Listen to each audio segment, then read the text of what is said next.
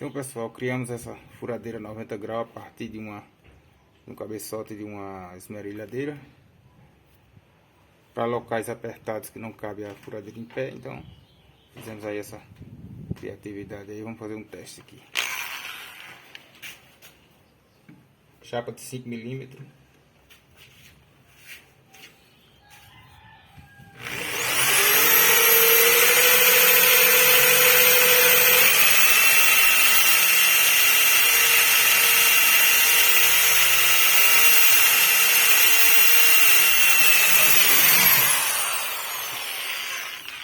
Então tá aprovado.